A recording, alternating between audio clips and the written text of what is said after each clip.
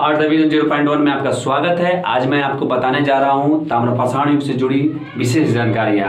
यानी ताम्रपाषाण युग के लोग जो भारत में रहा करते थे वो कौन कौन से पशुओं का पालन करते थे और किस प्रकार की कृषि करते थे। ठीक है, हम जानेंगे कि भारत में दक्षिणी पूर्वी राजस्थान, पश्चिमी मध्य प्रदेश, पश्चिमी महाराष्ट्र एवं अन्य जगहों पर रहने वाले ताम्रपाषाण के लोग पशुपालन और कृषि कार्य करते थे। यानी भारत के इन क्षेत्रों में जो लोग ताम्रपाषाण युग के रहा करते थे वो लोग पशुपालन और कृषि कार्य किया करते थे।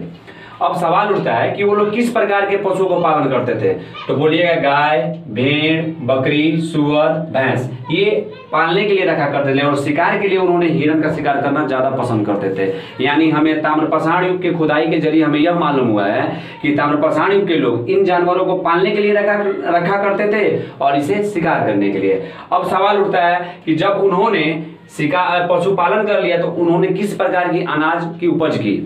तो ताम्रपाषाण के लोग अनाज में गेहूं, चावल उपजाया करते थे और साथ ही साथ इन मुख्य अनाजों के साथ वो बाजरा, दलहन में मसूर, उड़द और मूंग की खेती किया करते थे। यानी पूछा जाए कि ताम्रपाषाण युग के लोग किस प्रकार के अनाज उगाते थे तो मुख्य रूप से उगाते थे गेहूं और चावल, साथ ही साथ बाजरा और दलहन के रूप में उन्होंने मसूर, उड़द एवं मूंग का प्रयोग किया है। ठीक है, ताम्रपाषाण काल में लगभग 200 जोरवे स्थल हमें प्राप्त हुए हैं। अगर पूछा जाए, एक सवाल आता है कि ताम्रपाषाण युग में जोरवे स्थल कितने प्राप्त हुए हैं, तो आप बोलिएगा 200। एक गोदावरी तट के पास दायमाबाद क्षेत्र मिला जो कि 20 हेक्टेयर क्षेत्र में फैला हुआ था और वहां का जनसंख्या जो था 4000 था। यानी कोई पूछे कि दायमाबाद में जनसंख्या कितनी थी तो लगभग 4000 और कितने हेक्टेयर क्षेत्र में फैला था तो बोलिएगा लगभग 20 हेक्टेयर क्षेत्र में फैला था। यह दायमाबाद कहाँ स्थित है तो जोरवे स्थल में गोदावरी तट पे स्थित है। ठीक है, अब आते हैं हम इसके जस्ट अगला पॉइंट पे कि पश्चिमी महाराष्ट्र के आरंभिक स्थल, यानी पश्चिमी महाराष्ट्र में हम जब जाएंगे तो जब आरंभिक स्थल का खुदाई होगा जो ताम्रपाषाणिक काल से जुड़ा हुआ है उसमें सबसे बड़ा बस्ती अगर होगा तो इनाम गांव होगा। कितना बड़ा बस्ती होगा? सबसे बड़ा बस्ती होगा। ठीक है, जिसमें 100 से अधिक घर और अनेक कब्र पाई गई है। यानी इनाम गांव से आपको क्या मिला है? बहुत सारे घर मिले हैं, यानी लगभग 100 घर और बहुत सारे कब्र प्राप्त हुए हैं।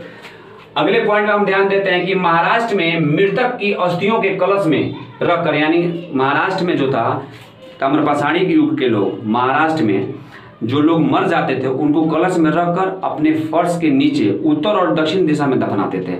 उनका मानना था कि ये अगर हमारे यहाँ फर्श के नीचे रहेंगे यानी हमारा परिवार सुरक्षित है, ऐसा उनका मानना था। ठीक है, ताम्रपाषाण काल के लोग मातृ देवी की पूजा करते थे। इससे यह पता चलता है कि वे लोग धरती माँ की पूजा करते थे। ठीक है, क्योंकि धरती माँ की पूजा इसलिए क्या करते होंगे कि धरती हमें अनाज देती है। ठीक है, इनाम गांव से इसका अवशेष प्राप्त हुआ है। ताम्रपाषाण काल के लोग वस्त्र निर्माण की विधि में काफी सुपरिचित है। यानी इससे हमें यह पता चलता है कि ताम्रपाषाण युग के लोग वस्त्र का निर्माण करने की जानकारी बहुत ही बेहतर तरीका से जानते थे। ठीक है, ताम्रपाषाण के एक जगह है कैथा जहां पे तांबे के 20 कंगन एवं 2 अद्वितीय ढंग की कुल्हाड़ी प्राप्त हुई है। यानी कैथा में तांबे के 29 कंगन और 2 अद्वितीय ढंग की कुल्हाड़ी प्राप्त हुई। इससे यह पता चलता है कि ताम्रपाषाण युग में पशुपालन कैसे हुआ, कृषि कैसे हुआ, उसके कुछ प्रमुख स्थल थे जिसके जरिए ताम्रपाषाण युग काफी विस्तृत हुआ, काफी प्रचलित हुआ। इसके बारे में हमें जानकारी मिली। Thank you.